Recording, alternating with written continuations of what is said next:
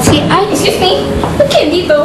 Bawal ang boys dito? boys agad? Boys ba kami? Ay! Feeling, ha, ate? Ikaw nga yung mukhang lalaki. Asungit mo, ha? Ito na, palabas Okay, na. okay. Bago kaya dito, nung pumasok ka. Gusto ko eh. Tapo. Tapo. Yes! Ano po yan? Wala ko, walang tao. May nanap ako, dalawang bading eh. Nakita niyo ba to? Bading? Ito. Wala kami nakikita. Ay, tanda naman ito. Ito naman mukhang minamanas ang mukha. Wala kaming kilalang bading. Bawal yan. Kumain. Sigurado ba kayo? Oo. Walang masyadong naglalakad na bading dito. Salot sa buhay ang pare. Ha? Sige, kung di ka magpapagupit, sibat na. Ha? Sina. Wala, yun dito. Sigurado kayo ah. Oo naman. Mukha ba kami sinungaling, pare? Mukhang sinungaling to. Sige na. Ha? Sige na. Salamat na lang. Sige na, Bachi, sige. Ha?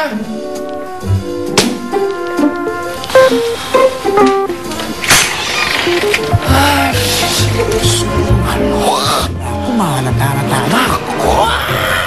Pero di mo nakita si Tonette and Polly, right? Baka naman may ibang Tonette doon sa guests na yon. I double-checked with the guest list. Isa lang naman ang tunit doon. At Mimay, siya lang ang bakla sa rehearsal. Okay, fine. But if you think about it, hindi naman nakakabigla na maging babae yun eh. I mean, she talks and acts like a girl, right? Wait a minute. Don't tell me kaya ka nagkakaganyan is because you're threatened by her. Of course not. Excuse me. I just don't get is, kung tunay nga siyang babae, bakit siya nagpapanggap na bakla? It doesn't make any sense. Maybe it's her dream to be a gay performer sa isang club, darling. Ang baba namang dahilan nun. Well, that's the only thing I could think of.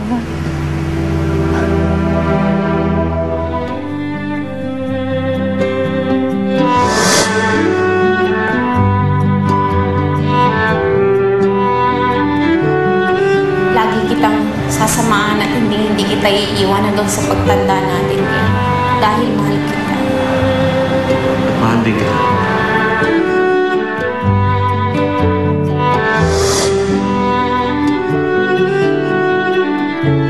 Boss, wala talaga nakakilala sa mga yun eh. Kung kani-kanino na ako nagtanong pero wala talaga eh. Hindi ako makakapayag. Hindi makita yung Tonya niya. Ginagawa na akong tanga ng babaeng yan eh. Atat na akong paputukin itong baril ko sa bumbunan niya. Kaya wag mong antayin itong baril ko paputukin sa bumbunan mo.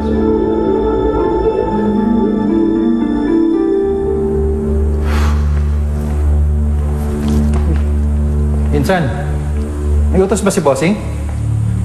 Ano to? Wala! Tahan! Pati ako nahahawa sa kapalpakan mo.